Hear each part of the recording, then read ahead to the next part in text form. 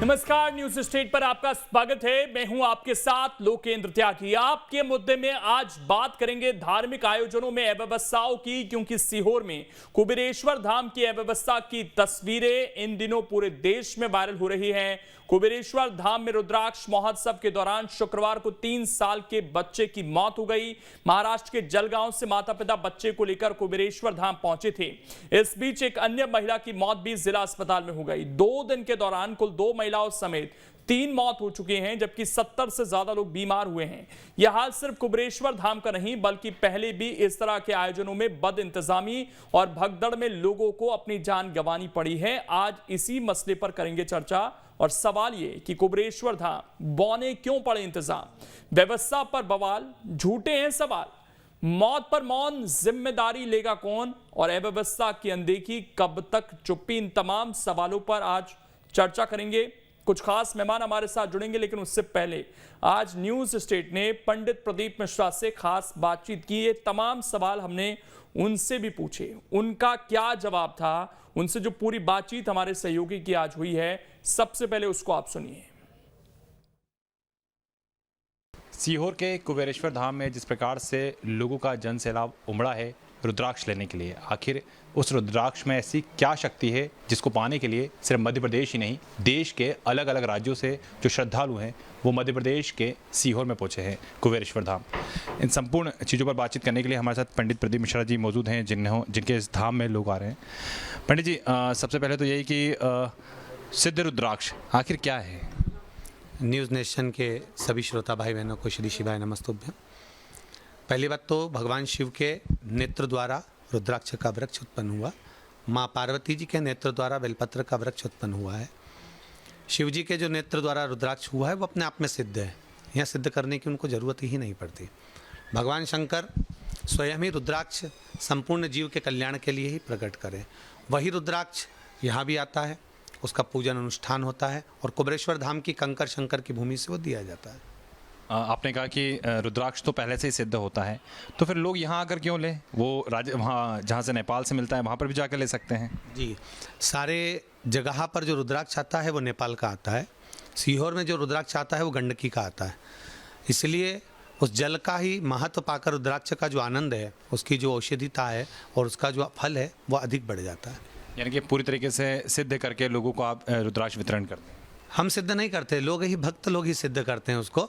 जो बाबा का शिवालय बनता है उसमें जो रुद्राक्ष रहते हैं, भक्तों का जो श्री शिवाय नमस्तुभ्यम का मूल जाप है, पंचाक्षर मंत्र का जाप है, नमः शिवाय, षडाक्षर मंत्र का जाप है, ओम नमः शिवाय, जो गुंजायमान होता है, करोड़ों लोग, लाखों लोग करते हैं और उसका जल शिव जी को समर्पित करते हैं, तो आप रूप में ही वह सिद्ध होता है। पंडित जी, एक और बात है, इस समय देश में एक और चर्चा चल रही है और वो चल रही है विश्वास और अंधविश्वास, धर्म और अधर्म, अध्यात्म या फिर चमत्कार। इन तमाम विषयों को लेकर हम देख रहे हैं कि देश में एक बड़ी बहस छिड़ी हुई है। चाहे हम पंडोकर सरकार की बात करें, बागेश्वर धाम की बात करें, अलग अलग जगहों पर लोग कह रहे हैं कि आस्था है कि अंधविश्वास है। आपको इन सब चीज़ों में क्या लगता है? अंधविश्वास और आस्था में अंतर बहुत अंतर है। अंधविश्वास में चमत्कार प्रकट किए जा सकते हैं, पर आस्था के अंतर्गत चमत्कार करने की जरूरत नहीं पड़ती। आपकी भक्ति में अगर बल होता है तो भगवान का आशीर्वाद या भगवान की कृपा जरूर होती ही है। यहाँ जितने भक्त आते हैं इनका विश्वास प्रबल है। आपने कईयों से बात भी करी होगी, यहाँ भक्तों का विश्वास प्रबल है। यहाँ अगर आए हैं, एक रुद्राक्ष तो उनके गांव में भी मिल सकता है, एक रुद्राक्ष तो 10 रुपये का उनको प्राप्त भी हो सकता है, और वो आए हैं तो विश्वास के बल पर आए हैं कि शिव जी का कुछ भाव हमको प्राप्त हो, भगवान शंकर का स्मरण हो, कंकर शंकर की भूमि का दर्शन हो, तो विश्वास एक अलग बात हो जाता है। अंधविश्वास के अंतर्गत आप अगर दूसरे को भटका रहे हो, मार्ग से विभाजित कर रहे हो, शास्त्र वेद पुराण से हटकर कोई बातें कर या खुद का वर्चस्व देकर या खुद के कोई चमत्कार दिखा रहे हो, तो वो अंधविश्वास है। हमारे यहाँ हम इसको मानते नहीं हैं। हमारे यहाँ विश्वास की मूलता है। देवादिदेव महादेव को एक लोटा जल चढ़ाइए, शिव जी को बेलपत्र चढ़ाइए, चावल का दाना चढ़ाइए, या शिव जी की आराधना करिए, या कंकर शंकर का स्मरण करिए, शिव मंदिर का दर्शन करिए। हमारी कथा में जितना भी मिलता है सब यही मिलता है कि आप आपके पास के पड़ोस के शिव मंदिर में अवश्य जाइए। बिल्कुल, कहीं ना कहीं देखा भी है कि लोग अब शिव मंदिर जाने लगे हैं। आपने कहा कि आपने लोगों से बात की, बिल्कुल हमारी लोगों से बात हुई। कई लोग भगवान भोलेनाथ के दर्शन कर रहे हैं, अपने आप को में एक आनंद की अनुभूति महसूस कर रहे हैं। तो कई लोग ऐसे भी मिले जो थोड़ा सा नाराज़गी जता रहे हैं कि उनको रुद्राक्ष नहीं मिल पाए। नाराज़गी रुद्राक्ष ना मिलने की है। होता है कई बार जब इतनी व्यवस्थाएं पूरी सुचारू रूप से चल रही है, भोजन लाखों लोग कर रहे हैं, सब व्यवस्थाएं हाँ चलती है, तो उसके अंतर्गत जहां रुद्राक्ष वितरण हो रहा था एक दिन पहले हम लोगों ने करा। जब भीड़ देखी तो हमने खुद एक दिन पहले रुद्राक्ष वितरण कर व्यवस्थाओं के लिए करा ना। अब उसको चलता रहा 10-12 घंटे तक बढ़ने के बाद में हो सकता है लोगों ने अपना जो पोटले थे, बैग थे, वो बैरिकेड पर रखे, बैरिकेड नीचे झुकने लगे, तो उसको सुधारने के लिए रुद्राक्ष वितरण को बंद किया गया। अच्छा, हम देख रहे हैं कि जहाँ एक और धर्म की बात चलती है तो कई लोग ऐसे भी हैं जो धर्म पर सवाल खड़े करते हैं। कई लोगों के वीडियोस वायरल होते हैं जिसमें कहते हैं कि सब कुछ अंधविश्वास चल रहा है। ऐसे लोगों के लिए आप क्या कहेंगे? उनका सोच है, वो कहते हैं ना, काला कलर का चश्मा पहना है तो सब व्यक्ति काला ही दिखेगा, सफ़ेद पहना है तो सफ़ेद दिखेगा, लाल पहना है तो लाल दिखेगा। जिनकी दृष्टि जैसी होगी सामने वाला वैसा ही नजर आएगा। अगर आपकी दृष्टि अच्छी है, हमारी दृष्टि अच्छी है, तो हमको अच्छे ही दिख रहा है। हमें जितने शिव भक्त आ रहे हैं हमको आनंद ही आएगा, अच्छा ही अनुभव लगेगा और अच्छे ही दिखेंगे। कहीं दो चीज़ पड़ी होती है, कहीं एक जगह गुलाब जामुन पड़ी हुई है, एक जगह किसी ने गंदगी करी हुई है। अब आपकी दृष्टि है, वो गुलाब जामुन देखेगी कि गंदगी देखेगी? गुलाब जामुन देखेगी, पर उसको देखने के बाद हो सकता है उस गुलाब जामुन को अपन एक साइड रख भी दें या कहीं उसको उठाकर साइड में पटक भी दें। गंदगी को देखकर अपन उठाएंगे नहीं, पटकेंगे नहीं। पर उसी तरह लोगों की दृष्टि है, ये तो उनकी सोच, उनके विचार, किसी को मना नहीं है, सबके अपने अपने विचार हैं। पर बाबा के धाम में आने वाला तो बाबा का भक्त है, स्वयं शिव का भाव है उसमें। आप शिव कथा करते हैं, जाहिर सी बातें लोग आते हैं। राम कथा की भी हम बात करें, रामायण की हम बात करें, तो अब उसी रामायण पर कहीं ना कहीं प्रहार होने लगे हैं। उसी रामायण के हमने देखे हैं कि जो प्रतियां हैं वो जलाने की बात की जाती है देश के अंदर, और कहीं ना कहीं रामायण पे और उसके जो छंद होते हैं उस पर सवाल उठाए जाते हैं। क्या कहेंगे? लोगों की सोच पर आधारित है। जिनके आनंदमय भाव होते हैं, जिनके आनंदमय सुख होते हैं, जिनके भीतर कहीं संस्कार होते हैं, वो इस तरह के कार्य नहीं कर सकते। हमारे यहाँ तो छोटे से बच्चे को भी अगर भगवान के स्नान का जल दिया जाता है नहलाकर, तो बच्चे से कहते हैं कि इसको डाल कर आ जाओ, तो वो तुलसी में ही डालता है, नाली में नहीं फेंकता। ये हमारे घर के संस्कार होते हैं। एक और चर्चा चल रही है देश में, वो है हिंदू राष्ट्र की। एक संत ने इस चर्चा की शुरुआत की, दूसरे संत कहते हैं कि राम राज्य की स्थापना हो चाहिए। तो कहीं ना कहीं देश के अंदर हिंदू राष्ट्र को वर्सेस संविधान, हालांकि राजनेता ये कह रहे हैं कि देश संविधान के आधार पर चलता है, और हिंदू राष्ट्र की कल्पना की बात कही जा रही है। आपकी नज़रों में क्या? हिंदू राष्ट्र तो पहले भी था, आज भी है, हमेशा रहेगा। उसको बनाना कहाँ से अलग पड़ जाएगा? ये तो हिंदू राष्ट्र तो पहले भी था, सोने की चिड़िया पहले भी थी, और आज भी बाबा की कृपा है, शिव शंकर की कृपा है, ऐसा नहीं है। हाँ, ये जरूरी है सनातनी जागे, सनातन धर्म जागे, जिससे आने वाले समय में और अच्छा हमारा राष्ट्र का उत्थान हो।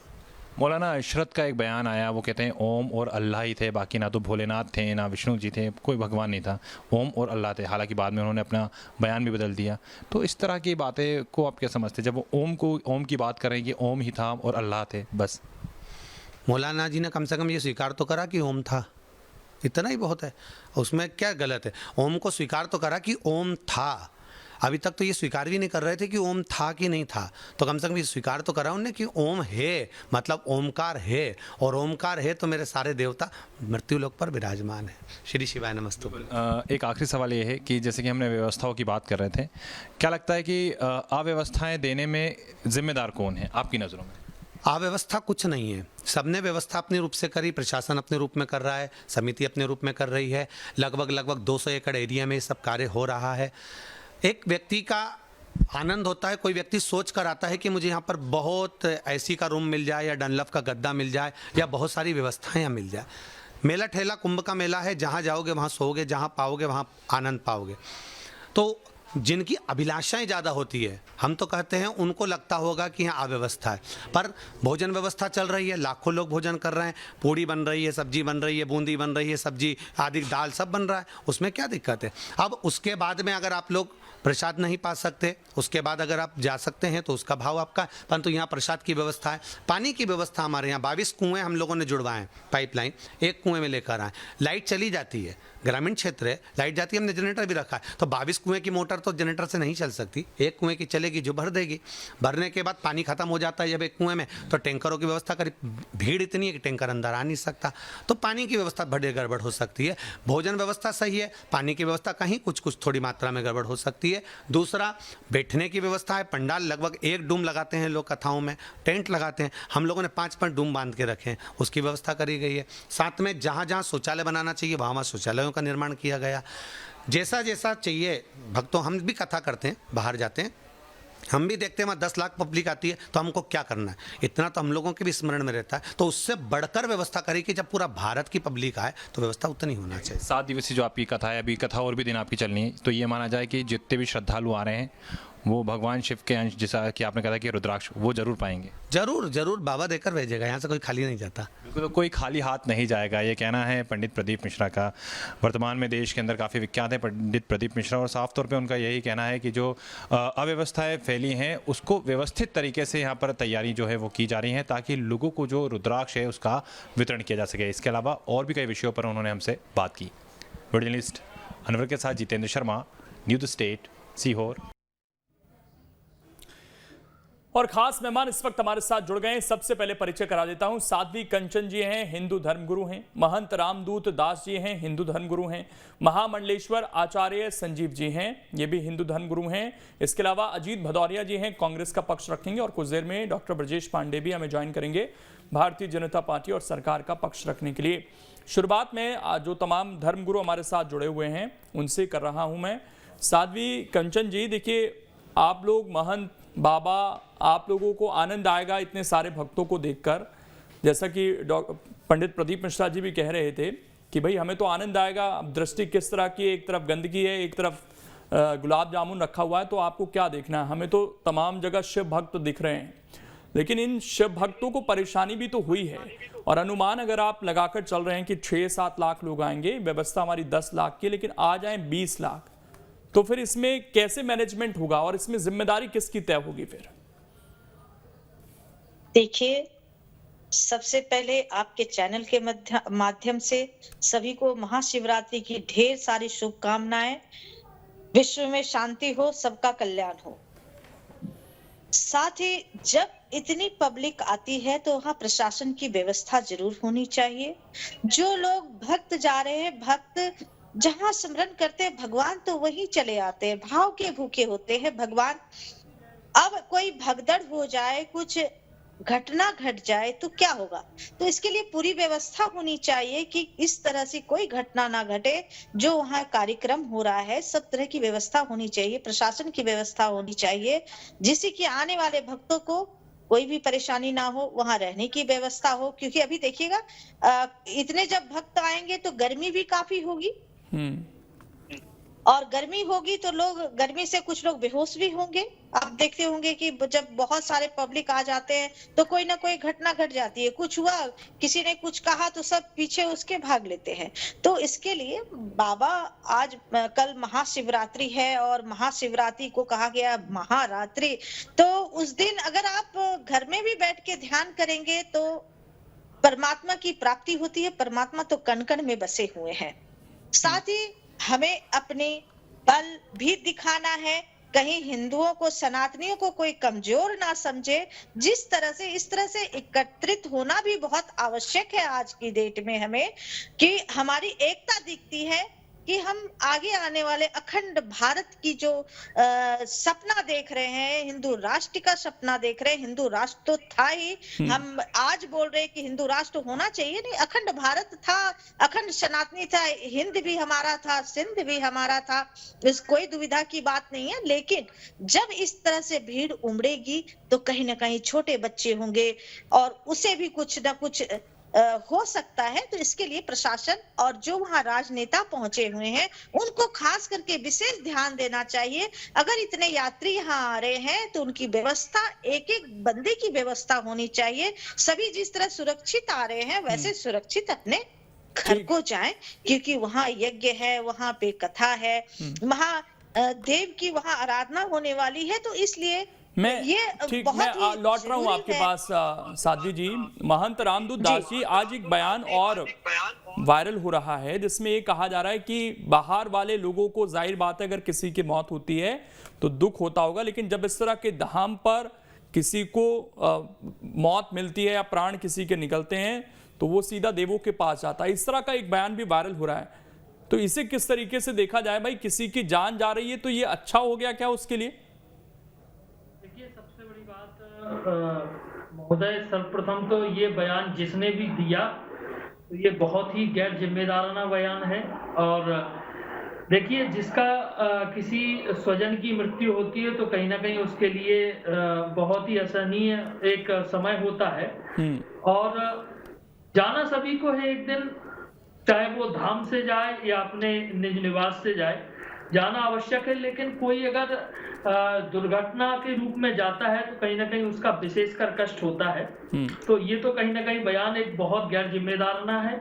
लेकिन साथ ही साथ मैं कहूँगा कि जैसे ये जो मंदिरों में समस्याएँ या मेलों में समस्याएँ होती हैं, तो कहीं न कहीं ये सभी के समानांतर की एक आवश्यकता होती है।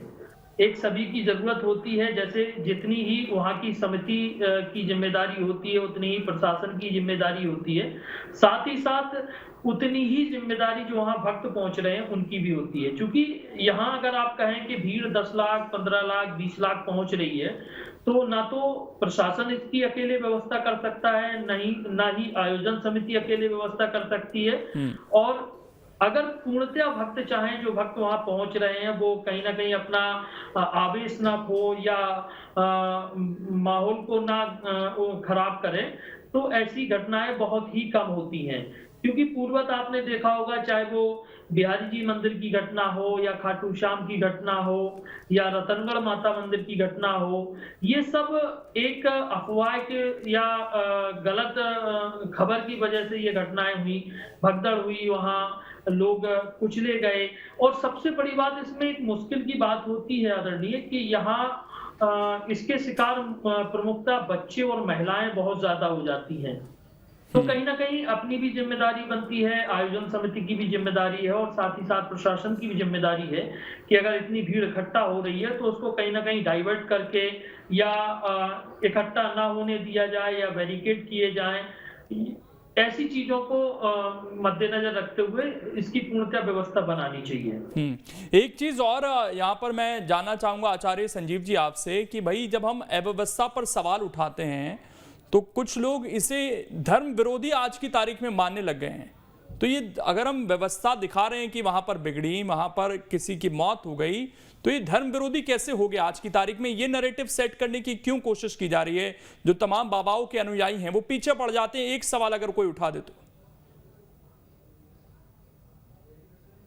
कह सकते हैं कि जब से सनातन धर्म में जागृति आई, जब से हमारा सनातन धर्म के महात्मा लोग, विशिष्ट लोग धर्म के लिए उसके पक्ष में बोलने लगे हैं, तब से आताताई जलने लगे हैं। पहले क्या होता था, मुस्लिम धर्मगुरु बकवास करते थे और हम लोग सुनते थे, हम कोई भी उसका प्रतिवाद नहीं करते थे। आज जब सनातन धर्म में जागृति आई है, यहाँ के लोगों के अंदर कुछ करने की भावना हिंदू धर्म के लिए, सनातन धर्म के लिए आई है, तो वैसे ही जलेसी का पुट बहुत हो गया।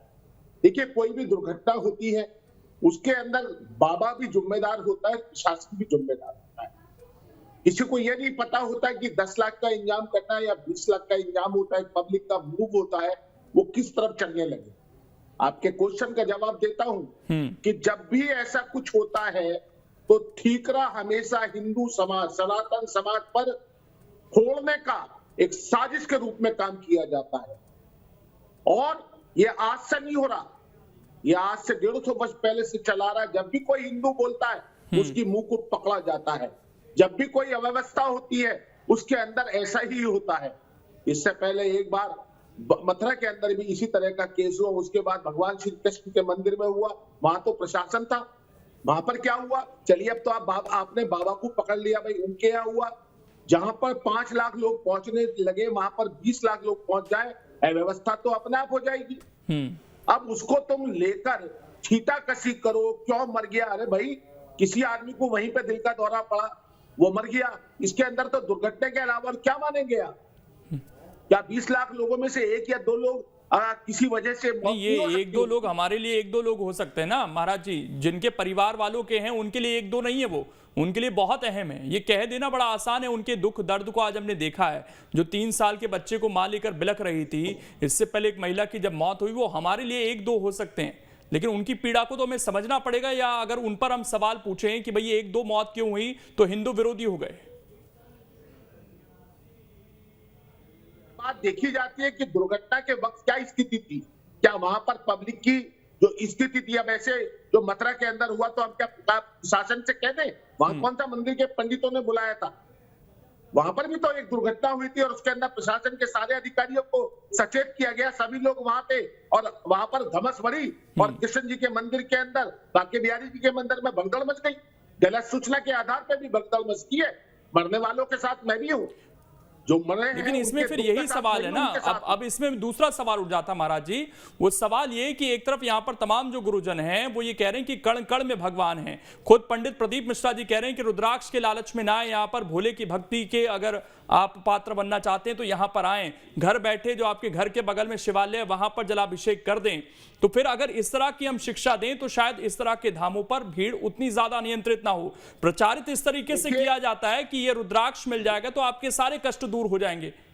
देखिए मान्यवर, हम लोग क्या होता है कि निष्ठावान हैं, और एक तरफ जब पब्लिक चलने लगती है तो सभी लोग उस तरफ दौड़ने लगते हैं, ये आप भी भली बात ही जानते हैं। और जहां पर कम लोगों को जाने चाहिए वहां ज्यादा लोग पहुंच जाते हैं, जिसकी वजह से सारी अव्यवस्था होती है।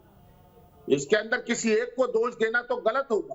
मैं मानता हूं कि वहां पर ज्यादा लोग पहुंचे जिसकी वजह से वहां पर अव्यवस्था फैली, लेकिन ऐसा काम फिर प्रशासन की भी जिम्मेदारी होती है कि वो उसके ऊपर कहीं ना कहीं बैरिकेडिंग करे, रोक लगाए, जिससे सीमित अवस्था के अंदर व्यक्ति वहां पहुंच सके।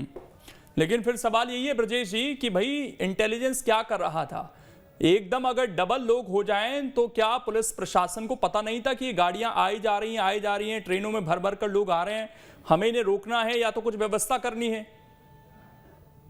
देखिए लोकेश जी, बहुत सीधी सी जो भी कथा के आयोजक होते हैं, जो भी किसी तरह के कार्यक्रम आयोजित करते हैं, तो वो पूरी तरीके से जिला प्रशासन को इस बात की इत्तला दिया करते हैं कि साहब हमारी स्ट्रेंथ जो है 50,000 या 1 लाख जितनी भी उन्होंने लोगों को इन्वाइट कर रखा हो उतने लोग। आपको उस तरह से गाड़ियों की व्यवस्था करानी है, आपको उस तरह से ट्रैफिक व्यवस्था करनी है, आपको उस तरह से लाइन ऑर्डर मेंटेन करना है। ये सारी जिम्मेदारी जब आप परमिशन लेते हैं जिला प्रशासन से सारी चीजें आपको देनी पड़ती है लिखित, और रिटर्न में देने के बाद जिस तरह से आज आदरणीय प्रदीप मिश्रा जी देश के पहली बड़े बड़े कथावाचक है, उन्होंने कहा कि हाँ मुझसे गलती हुई, मुझे अनुमान नहीं था कि इतना संख्या में लोग एकत्र। तो ये इसको अनएक्सपेक्टेड बात समझिए कि कोई आकस्मिक घटना घटित हो जाए, इसको इतना बड़ा तूल देने की आवश्यकता नहीं थी। हाँ, अब हमारे सम्मानीय धर्म गुरु जी ने बड़ी सार्थक बातें की और बातों को मैं नमन करता हूँ, लेकिन लोकेश साहब सबसे बड़ी बात यह है कि इस बात का हमेशा ध्यान रखना चाहिए कि ये घटना आकस्मिक कैसे है? ये ब्रजेश पांडे जी ये समझाइए, घटना आकस्मिक कैसे है? क्या पिछले साल कुछ इसी तरह की स्थिति नहीं थी जब खुद गृह मंत्री को जाकर माफी मांगनी पड़ी थी बाबा से और बाबा के आंसू भी छलके थे? तो ये आकस्मिक कैसे है? ये तो रिपीटेशन है ना पिछले साल का। नहीं है, वही तो आपसे मैं कहना चाह रहा हूँ, रिपीटेशन नहीं है, बिल्कुल नहीं है। तो पिछले साल भी लोग परेशान हुए, पिछले साल भी जाम लगा, पिछले साल भी रुद्राक्ष रोका गया वितरण, इस साल भी रुद्राक्ष वितरण रोका गया। तब मिलेगा जब आप मेरा उत्तर सुनेंगे। अब आप मेरा उत्तर सुन तो लें। बताइए। देखिए, पिछले साल की घटना अलग थी। पिछले साल की जो प्रायिकताएं हैं, प्रोबेबिलिटीज है, उसको उसके साथ मत जोड़े, उस इवेंट के साथ मत जोड़े। हमारे जो सम्मानित तीनों धर्म गुरुओं ने कहा है, देखिए जिला प्रशासन को आपने खबर दिया, और आज जो हमारे पूजनीय प्रदीप मिश्रा साहब ने कहा कि साहब अब तो हम रुद्राक्ष को प्रतिदिन बांटेंगे, तो लोगों के अंदर एक उत्सुकता जागृत हुई। लोगों ने सोचा कि अगर महाशिवरात्रि के दिन अगर हम रुद्राक्ष का प्रसाद के रूप में ग्रहण करेंगे तो उससे हमारे घर की जो बाधाएं हैं, विपदाएं हैं, समस्याएं हैं, उनसे छुटकारा मिलेगा, उनसे मुक्ति मिलेगी। ये भौतिक जीवन में होता है, लेकिन इसमें किसी तरह की किसी की कोई कोताही नहीं, किसी की कोई गलती नहीं है। ये क्या होता है, कई बार परमुटेशन कॉम्बिनेशन ऐसा हो जाता है। इसको बिल्कुल इसी तरह हमारे इस तरह केदारनाथ में कोई घटना हो जाए या बाबा महाकाल में कोई घटना हो जाए, भगदड़ में कोई घटना हो जाए, इसको इस तरह से रूप से लेना चाहिए। इसको इतना बड़ा तिल का ताड़ा आप बनाएंगे तब महिमा मंडित करने लगेंगे, तब तो उसका अर्थ का अनर्थ निकल जाएगा। शायद आपने कल सर अगर वो 8 घंटे आप जाम में फंसते, कोई तुकबंदी आपने वो हमने लोगों के बयान सुने, तो हमारा काम है लोगों के उन बयानों को सुनवाना। इस हिसाब से चीजें तय नहीं होंगी कि बीजेपी क्या सोचती है या बाबा क्या सोचते हैं, आम लोग क्या सोचते हैं, उसके हिसाब से हम चीजें तय करेंगे। वहां की तस्वीरें कल से हम दिखा रहे हैं। फिलहाल छोटे से ब्रेक के लिए मुझे यहां पर रुकना है, जल्द वापस लौटेंगे, छोटा सा ब्रेक।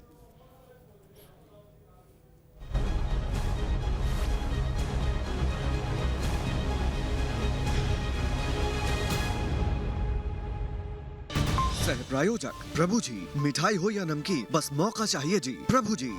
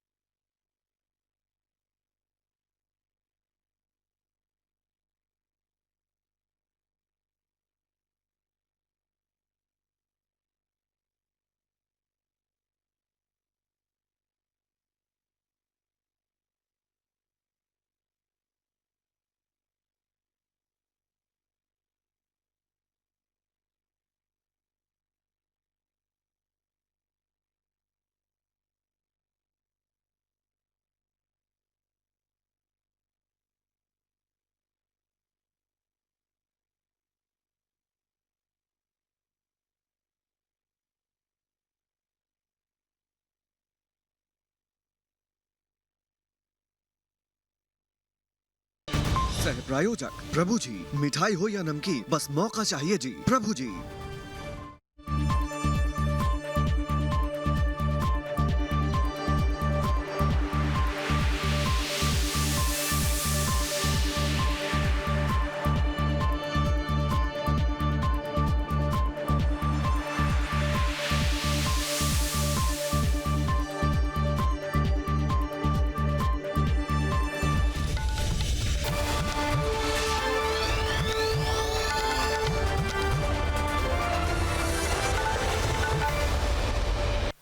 सह प्रायोजक प्रभु जी। मिठाई हो या नमकीन, बस मौका चाहिए जी। प्रभु जी। छत्तीसगढ़ में बीजेपी नेताओं के प्रदर्शन पर सीएम का हमला का चक्का जाम कर लोगों को परेशान कर रही बीजेपी नेताओं की हत्या के विरोध कर बीजेपी ने किया आंदोलन। चुनावी साल में सीएम शिवराज सिंह ने खोला सौगातों का पिटारा। सीधी में लाडली बहना योजना का किया ऐलान, कहा योजना से महिलाएं सशक्त बनेंगी, पारिवारिक एकता भी बढ़ेगी। छिंदवाड़ा में अनियंत्रित होकर नदी में गिरा वाहन, हादसे में 4 लोगों की मौत, कई घायल। सामुदायिक स्वास्थ्य केंद्र में चल रहा इलाज। मुरैना में बदमाशों ने युवक पर किया जानलेवा हमला, उधारी के पैसे वापस मांगने पर पीटा। 4 आरोपियों के खिलाफ मामला दर्ज।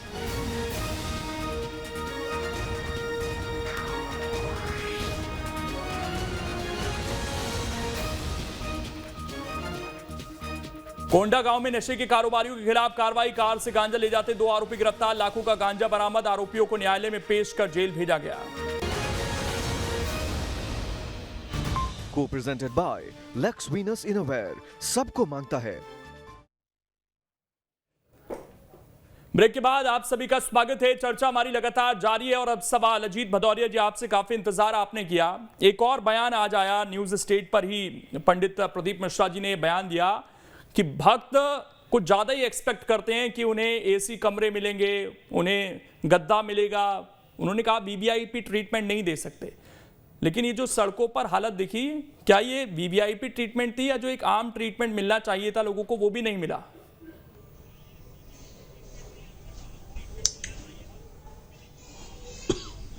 देखिए आदरणीय लोकेंद्र जी, हमारा देश बड़ा प्राचीन देश है। सनातनी धर्म होने के कारण हमारे देश के हर निवासी जो सनातनी है वो बड़ा भावुक है, अपने धर्म के प्रति आस्था रखता है। कोई भी व्यक्ति अगर अपने आराध्य के पास जाता है तो उसका 3 शब्द उसके लिए सबसे महत्वपूर्ण होते हैं: श्रद्धा, आस्था और विश्वास। इन 3 शब्दों को लेके जाता है। मुझे नहीं लगता, मैं भी कई धर्म गुरुओं से जुड़ा हुआ हूं, उनके प्रति श्रद्धा, आस्था, विश्वास रखता हूं। मैं जब जाता हूं तो मैंने कभी एक्सपेक्ट नहीं किया कि किसी भी यज्ञ में जाओ या किसी आयोजन में जाओ कि मुझे एसी कमरे मिलेंगे या वो जो भी आ रहा है सैकड़ों किलोमीटर दूर से। इसमें मैं आपकी बात से आदरणीय लोकेंद्र जी शब्दशः सहमत हूं। जैसे आपने भारतीय जनता पार्टी के मित्र से कहा कि इसमें पूर्णतः गलती प्रशासन की है और जो आयोजन समिति है प्रदीप मिश्रा जी के सानिध्य में उसकी गलती है। आप देखेंगे आईएएस आईपीएस लोग पुलिस अधीक्षक, कलेक्टर के रूप में, कमिश्नर के रूप में, आईजी के रूप में काम करते हैं, जबकि साल भर पहले इन्हीं प्रदीप मिश्रा जी के इसी सीहोर में आयोजन में कितनी अव्यवस्था हुई थी कि लोगों को जाना पड़ा था। प्रदीप मिश्रा जी की आंखों में आंसू आ गए थे जो अत्यंत कष्टकारी थे, और बाद में किस तरीके से सेटल किया गया सबको मालूम है। कथा रुकवाना तक पड़ी थी शासन प्रशासन को। कल इस कथा में, इस आयोजन में मुख्यमंत्री शिवराज सिंह जी को भी जाना था आदरणीय लोकेंद्र जी।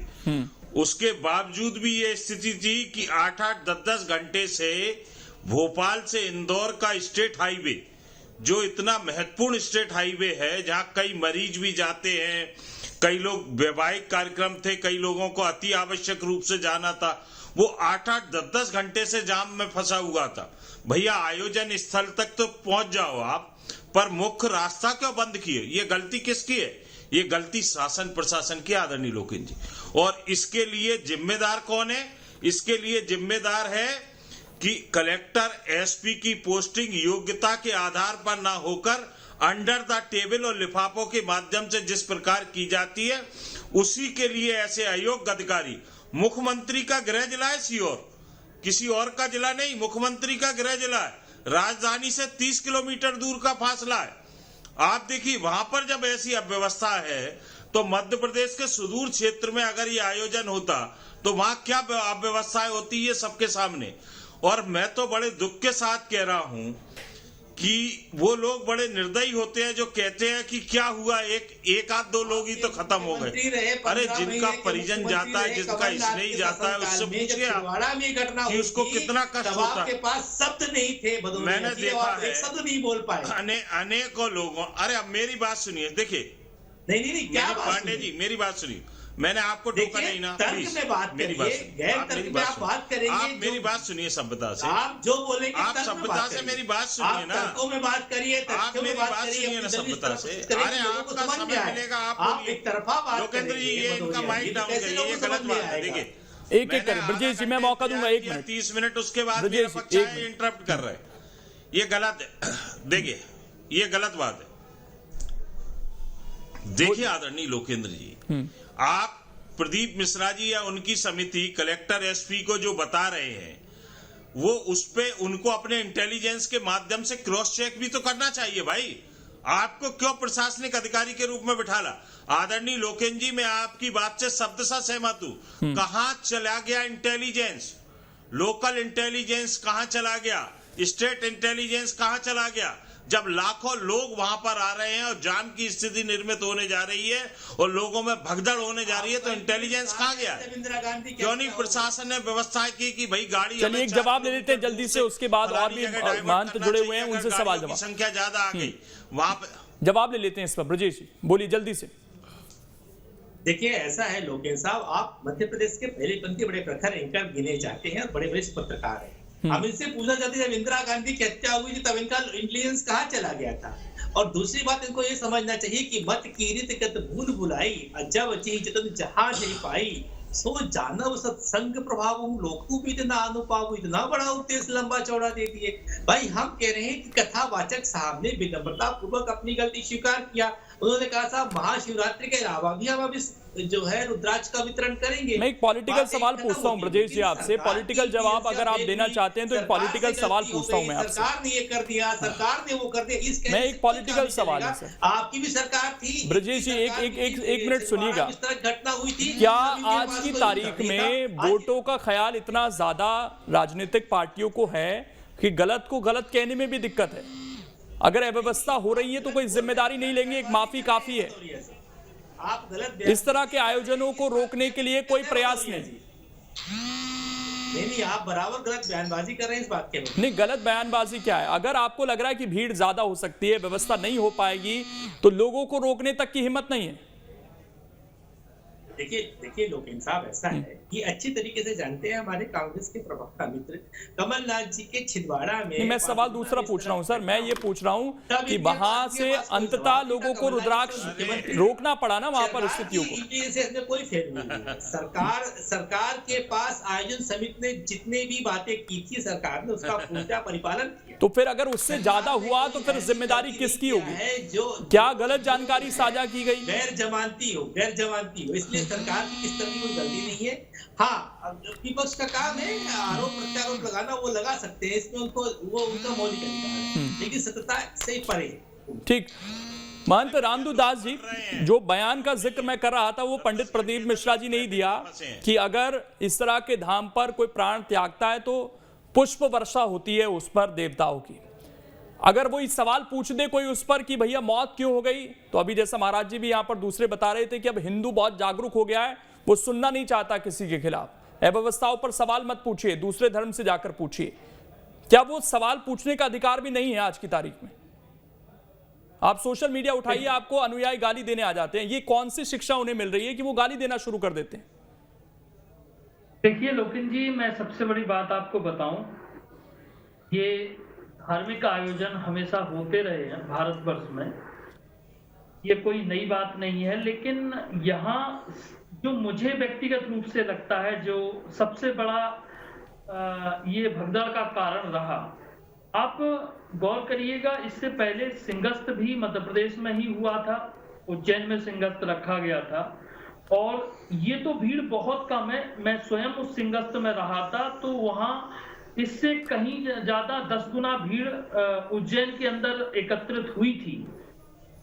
इसके साथ साथ इलाहाबाद का कुंभ हो, नासिक का कुंभ हो, भीड़ बहुत अत्यधिक रहती है हमेशा कोई भी धार्मिक कार्यक्रम होते हैं। लेकिन यहाँ सबसे बड़ी एक समस्या रही लोकेश जी, ये जो रुद्राक्ष वितरण का जो कार्यक्रम रखा गया था, कहीं ना कहीं ये इसका कारण हो सकता है, क्योंकि आप 10 लाख की भीड़ या 20 लाख की भीड़ को प्रसाद वितरण नहीं कर सकते। अगर पूर्वत उनसे सिर्फ निवेदन करें कि आप यहाँ पधारे हैं, कथा सुनिए, दर्शन करिए, उसके उपरांत अपने अपने स्थान को प्रस्थान करिए, तब तो व्यवस्थाएं होना संभव है। लेकिन अगर कोई प्रसाद का वितरण का या कोई विशेष वस्तु के वितरण की अगर कोई घोषणा होती है ऐसे कार्यक्रमों में, तो भीड़ उत्साहित भी हो जाती है, उतावली भी हो जाती है, और अपने समस्या होशो हवास को भी खो देती है सिर्फ उस विशेष वस्तु को पाने के लिए। और वही कहीं ना कहीं ऐसे आयोजनों में भगदड़ का या कोई घटना दुर्घटना का कारण बनती है। ठीक है। एक सवाल आचार्य संजीव जी ये भी है कि भाई अब तो ऑनलाइन जमाना है ना, हमारे बाबा भी हाईटेक हैं, अब चैनलों पर, यूट्यूब पर, फेसबुक पर हर जगह इनकी कथा पहुंचती हैं, तो अब भाई किस ऑनलाइन ये वेबसाइट बना दें अपनी कि आप बुकिंग कर दीजिए, एक अमाउंट जमा कर दीजिए, आपके घर पहुंच जाएगा। क्या भीड़ जुटाना भी आज की तारीख में ये हो गया है कि अपनी शक्ति दिखाने जैसा है कि हमारे पास इतने लोग हैं, उससे क्या होगा कि ज्यादा पूछ परख होगी हमारी? देखिए, आपकी बात में लोकेंद्र जी, मैं आपकी बात का बिल्कुल विरोध नहीं करूंगा। आप जो कह रहे हैं सच है, लेकिन जब से जागृति सनातन धर्म के लोगों में आई है, तब से कुछ रुझान उस जगह पर जाने का ज्यादा है। आप पिछले 3-4 साल में देखेंगे कि लोगों की जागृति कथाओं में, कथावाचकों में या दूसरे महात्माओं में, ऋषियों में बढ़ी है, लेकिन इसका जो खमियाजा है वो जरूर उन्हीं को भुगतना पड़ रहा है। जिस तरह अभी 2-3 लोगों की डेथ हुई है, या इससे पहले भी और लोगों के दूसरी भगदड़ों में हुई है। ये एक तरह से माना जा सकता है कि अपनी ताकत दिखाने का एक आसान तरीका है, और इसके अंदर मीडिया भी थोड़ी बहुत मदद कर ही देता है। जब उनको लगातार दिखाएगा तो लोगों में जिज्ञासा होगी, चलो भाई चलो हम भी देखिए आए। तो भेड़ा चाल के अंतर्गत 5 लाख के 10 लाख और 10 लाख के 20 लाख इस तरह लोग बढ़ जाते हैं, व्यवस्था नहीं बन पाती, और इस तरह की घटनाएं अक्सर होती देखी गई है भारत के। एक सवाल यहाँ पर यह भी है साध्वी कंचन जी कि आप लोग इस चीज को तो खंडन करते ही हैं कि हम किसी चमत्कार के पक्षधर नहीं है। बहुत सारे महामंडलेश्वर इस बात को खुलकर कह देते हैं, पंडित प्रदीप मिश्रा जी भी कह रहे हैं। लेकिन फिर जब जैसा कि अभी कह रहे थे रामदूत जी कि आप कोई विशेष चीज वहां पर दिखाएंगे, रुद्राक्ष दिया जाएगा जिसकी महत्वता बताई जाएगी, तो लोग तो आएंगे ही। क्या हमारा काम ये नहीं है कि हम ईश्वर के प्रति, ईश्वर के निकट लोगों को ज्यादा लेकर जाएं, बशर्ते हम उन्हें कोई चमत्कार या कोई विशेष धातु दिखाएं उनको? क्योंकि इसी तरह की शिकायतें बागेश्वर धाम, पंडोखर सरकार से भी आ रही हैं। भीड़ क्यों है वहां पर? क्योंकि लोगों को चमत्कार दिखता है। चमत्कार को आज की डेट में हर कोई नमस्कार करता है। यहां पर वो चमत्कार शायद इस रुद्राक्ष में दिखता है। तो क्या यही असल में सनातन है? क्या यही असल में शक्ति है सनातन की? में कहा गया है, हर सिद्धि नवनिधि के दाता, अश्वर दीना जानकी माता। यहाँ सिद्धियां हैं और उसको हम चमत्कार नहीं कह सकते हैं। आप जब हनुमान चालीसा पढ़ते हैं उसमें ये श्लोक है, और सत्य में ऐसा होता है, लेकिन ऐसा करने वाला होना चाहिए। लेकिन जिस तरह से भीड़ जुटाई गई है, अब हमारे भगत, मैं 20 साल लंदन रही हूँ, अमेरिका भी जाती हूँ, अभी कल महारुद्र अभिषेक होगा, सबको यहाँ से पोस्ट कर दिया जाएगा ऑनलाइन। वो लोग रुद्र अभिषेक देखेंगे और सबके रुद्राक्ष रखे रहेंगे और सबको पोस्ट कर दिया जाएगा। इसका मतलब ये नहीं कि हम लोगों की जान ले इस तरह से भीड़ इकट्ठा करके। आप एक जिम्मेदार है, आप एक संत है, आप एक कथावाचक है। आपके अंदर ये होना चाहिए कि जब इतनी भीड़ आ रही है, इतनी भीड़ आएगी, भगदड़ मचेगा, तो हमें उस ढंग से व्यवस्था करनी चाहिए, एक लिमिटेशन रखना चाहिए, जो कि इतने पब्लिक आए, इतने पब्लिक की व्यवस्था होनी चाहिए। जहां मैं सुन रही थी, कह रहे थे पुष्प की बरसात होती है, तो सभी मंदिरों में जाए, वहां भगदड़ में जाए, मर जाए, ऊपर स्वर्ग जाएंगे वो, फिर पुष्प की वर्षा होगी। ये क्या बेतुकार बात है? ये कोई बात हुई क्या? अगर कोई भगदड़ में मंदिर में मर जाता है तो उसके ऊपर पुष्प की वर्षा होती है?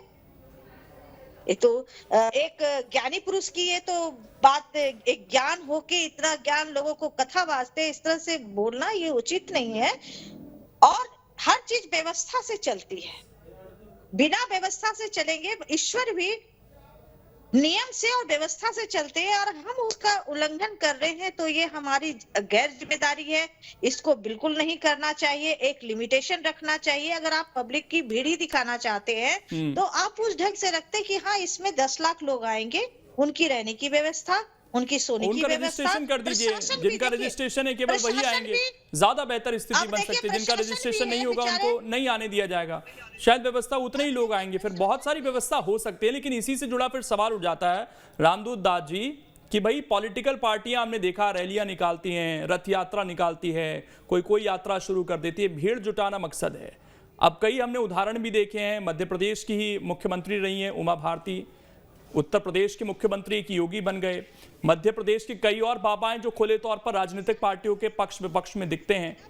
तो क्या ये एक इच्छा भी है कि अब हम भी अपना शक्ति प्रदर्शन करें नेताओं की तरह? वो भी एक भीड़ शुरू हो गई है, एक बाबा के यहाँ भीड़ जानी शुरू हो जाती है तो दूसरे बाबा उसमें एंट्री मार लेते हैं, अपने आप को सर्वश्रेष्ठ दिखाने की कोशिश करने लगते हैं। बुद्धिमान पुरुष होते हैं जो श्रेष्ठ आपको दिखाने से नहीं बनता, श्रेष्ठ आप अपने आचरण से, आ रहा हूं मैं। साध्वी जी, एक मिनट, श्रेष्ठ माने जाते हैं। एक मिनट, रामदूत जी। मेरे मायने से अगर मैं कहूँ लोकेंद्र जी, तो भक्ति दर्शन का विषय है, प्रदर्शन का नहीं। अगर हम भाव से और भगवान को दर्शन मात्र से अगर देखें तो हरि व्यापक सर्वत्र समाना, प्रेम ते प्रकट होई में जाना, ईश्वर सब जगह है। लेकिन इसमें एक चीज मैं आपको बताऊं, कहीं ना कहीं हम सनातनियों की ये जिम्मेदारी बनती है कि हम भी जहां वर्चस्व होता है उस तरफ दौड़ते हैं। आपने देखा होगा लाखों हजारों मध्य प्रदेश के अंदर मंदिर हैं, हजारों कथावाचक हैं, हजारों संत हैं, हजारों बाबा हैं, अपितु उनके पास इतनी भीड़ नहीं होगी। लेकिन यहाँ लोग 3 प्रकार से जुड़ते हैं लोकेंद्र जी। मैं उदाहरण तौर पर समझाना चाहूंगा। सर्वप्रथम तो अभाव, दूसरा प्रभाव और तीसरा दबाव। ये स्थिति तीनों तरीके से लागू होती है, धार्मिकता में, राजनीति में भी और सामाजिकता में। किसी भी व्यक्ति विशेष के लिए मेरे पूरे उदाहरण को समझिएगा, बहुत अच्छी बात है। अगर किसी व्यक्ति को कोई अभाव होगा तभी वो आपसे जुड़ेगा, पहली बात। या लोकेंद्र जी आपका प्रभाव बहुत बड़ा होगा तो मैं आपसे आके जुड़ूंगा, या आपका दबाव हमारे ऊपर होगा तब मैं आपसे जुड़ूंगा।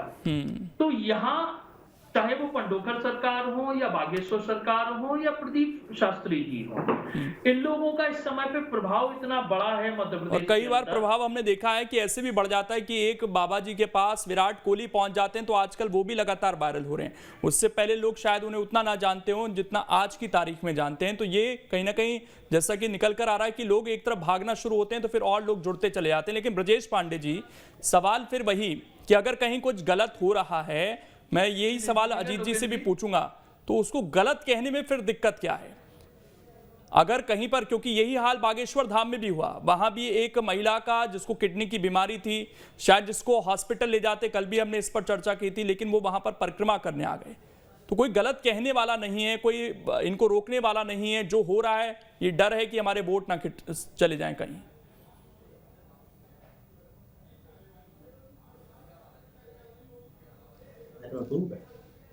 इस बात को भली भांति समझते हैं कि कोई भी कथावाचक या कोई भी मानस प्रेमी अगर इस तरह की कोई कथा करता है तो उस कथा में अगर कोई सम विषम हो जाए तो थोड़ी बहुत जिम्मेदारी जनता जनार्दन की बनती है, उन श्रद्धालुओं को ही बनती है। अपनी सुरक्षा का उत्तरदायित्व उन्हें निभाना चाहिए। सरकार अपनी रिस्पॉन्सिबिलिटी पूरा करती है, कथावाचक भी प्रयास करते हैं कि उनके वॉलंटियर्स की ओर से या उनके आयोजन समिति से इस तरह कोई घटना ना हो। अगर कोई इस तरह घटना घटित हो जाती है तो सबकी थोड़ी थोड़ी समाज में जिम्मेदारी होती है। सिर्फ पिता की जिम्मेदारी नहीं होती है कि वो सोचे कि वो पुत्र के लिए उत्तरदायित्व है, पुत्र की भी उतना ही उत्तरदायित्व है। ठीक, मैं एक आखिरी सवाल अजीत जी से जल्दी ले लेता हूं। अजीत जी, क्या ये समय आ गया है कि कोई दिक्कत नहीं, आप कथा कीजिए, आप कोई दिक्कत नहीं भंडारा कीजिए, लेकिन पर्सनल अपने जो आप एडजस्टमेंट कर सकते हैं, जितना लोगों को संभाल सकते हैं उतने पर ही कीजिए। इसमें सरकार की क्या कोई जिम्मेदारी होनी चाहिए कि अगर कोई कथा करा रहा है तो उसको संभाले सरकार, जाम लग जाता है तो?